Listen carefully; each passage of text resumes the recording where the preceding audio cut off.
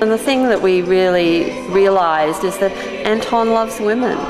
And even though he's tough and his life has been hard and he takes a very hard line with them, he really does love them underneath all that. I sort of pulled this piece from here and this piece from here and sort of pushed them all in together to make them Anton's character. Why don't you send for me or come and get me like you said? I couldn't come back. I'd have been put in the army. The Austro-Hungarian army, you know that. Fighting somebody else's war. That's why I came here in the first place, to get away from that. And to seek your fortune. Well, they too, still doing that. I was waiting for you. Anton was typical of most immigrants from that area, where the male appeared to be the dominant person in the family, and he was to all outsiders. But there is a Dalmatian saying that the woman holds up three corners of the house. I love Anton. I don't hate Anton. I think that he has a huge ego and strength and a power that is, and a work ethic that is admirable. What about you? Don't you get sick of it? What? These wind-swept plains, standing in swamps covered in mud, water up to your thighs, feet, your clothes always wet. Got no choice? There's got to be a better way. Like? I don't know. I'm gonna find a way, though. Yeah. Can't you just be happy with all of this? No bloody way. I want more. What we worked hard at was getting at these characters from a really deep place, so that the actresses themselves would have the luxury of being able to find that. That's how I work as a director, and the actresses were very committed to going a long way to finding what is the essence of this woman. I've been told stories, true stories, about people women that came here in the early 1900s and got off the boat in Queen Street in Auckland, and their men said that they would turn up and meet the boat, and they never showed, and they walked from Queen Street to places like Kaitaia, not being able to speak a word of English, and with young children under the age of 5, and found these men that had left them working on the gum field.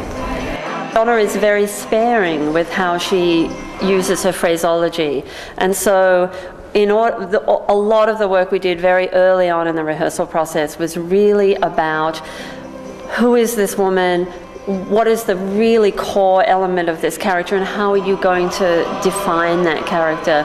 And a lot of it came out in the physicalization of these women. Vanya, I suppose, I see her as the strongest character in the play, and I think that maybe that's what it's all about. It is about power and strength and being assertive and finding a new place and a new land and putting down those roots, and she did that. 5 years I spent because of you. While you were making your mark on the gum field, I was wallowing in my own swamp land, sinking so low, most days I couldn't breathe. You told me what to do every day.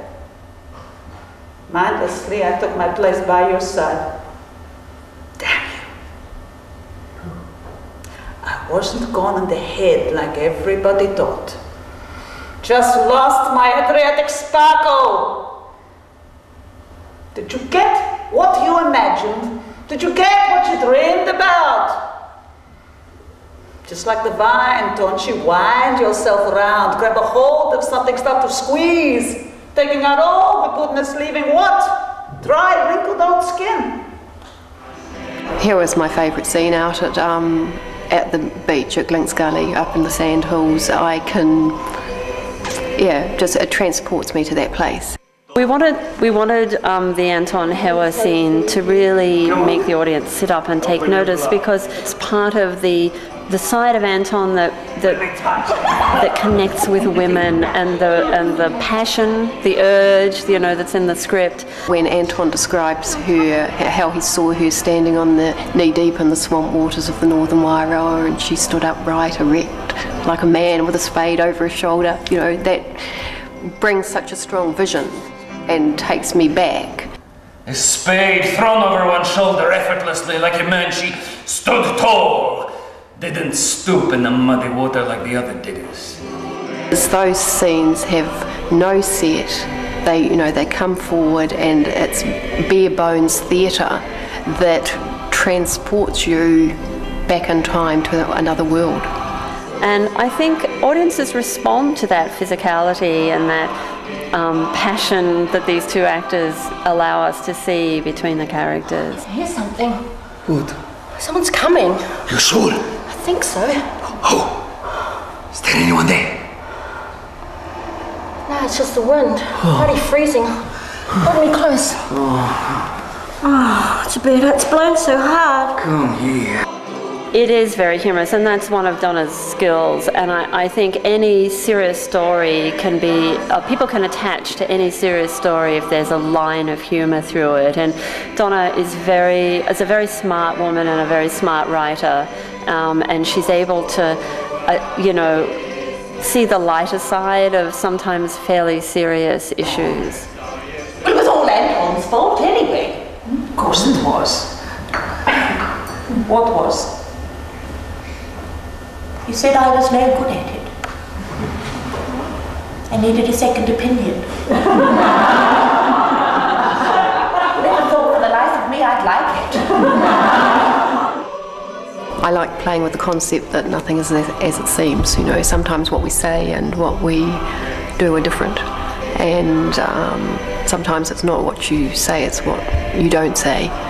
And so I played with the idea of the characters in the story acting and keeping secrets. I love the scene with Donna running her hands through Anton's hair with the ladybird. That's a beautiful scene. It's beautifully written. There's so much subtext, and I love watching it every night. Oh, you've got a ladybird stuck in your hair.